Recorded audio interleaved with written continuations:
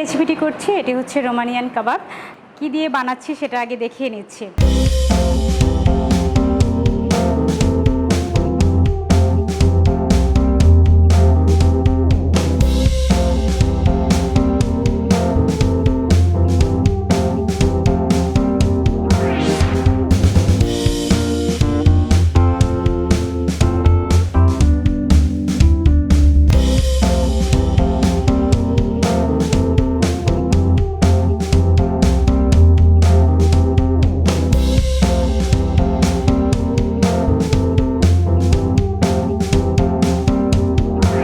পেস্টটা বানানোর জন্য আমি একটা বোল নিয়ে নিচ্ছি 1 চামচ পরিমাণ মাস্টার্ড পেস্ট, লেবুর রস নিয়ে নিচ্ছি 1 চা চামচ পরিমাণ, প্যাপরিকা নিয়ে নিচ্ছি, ব্ল্যাক পেপার, রোজমেরি এবং থাইম, সল্ট তো যাবেই, এবং অলিভ অয়েল নিচ্ছি।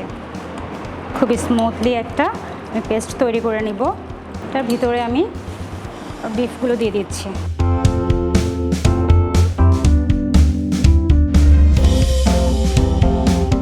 কালারটা খুবই সুন্দর আসছে। এটাকে র্যাপিং পেপার দিয়ে আমরা র্যাপিং করে নিয়েছি। এটা ম্যারিনেশন করতে তো 2 ঘন্টার জন্য আমরা এটাকে রেস্টে রেখে দিচ্ছি।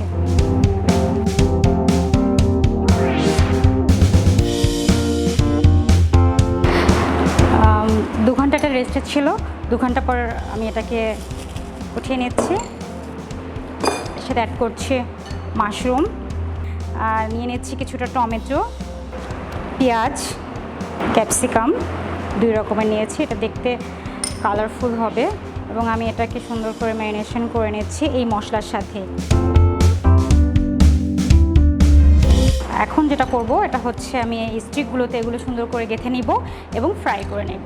নিয়ে নিচ্ছি অনিয়ন, দিয়ে দিচ্ছি বিফ,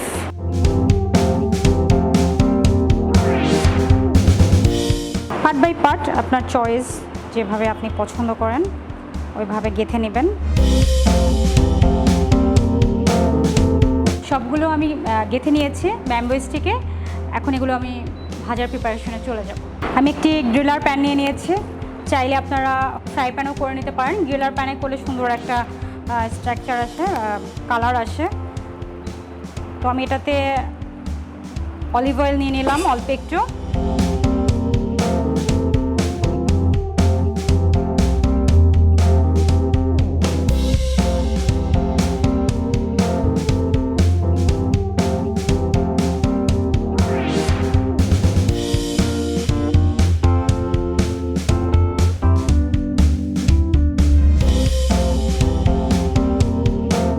আমি প্লেটে তুলে নিচ্ছি। এটা হয়ে গিয়েছে। এটা কালারটা দেখতে পাচ্ছেন অলরেডি 2 পাশটাই সুন্দরভাবে কুক হয়ে গেছে। বিফটা ব্রাউন হয়ে গিয়েছে এবং ভেজিটেবলগুলো অলরেডি কুক হয়ে গিয়েছে। দর্শক, তৈরি হয়ে গেল আমাদের আজকের রোমানিয়ান কাবাব। কাবাবটি দেখতে খুবই সুন্দর হয়েছে এবং আশা করি খেতেও খুব ভালো লাগবে। আপনারা বাসায় এটি তৈরি করবেন এবং এটি কেমন হয়েছে খেতে কমেন্ট বক্সে অবশ্যই জানাবেন।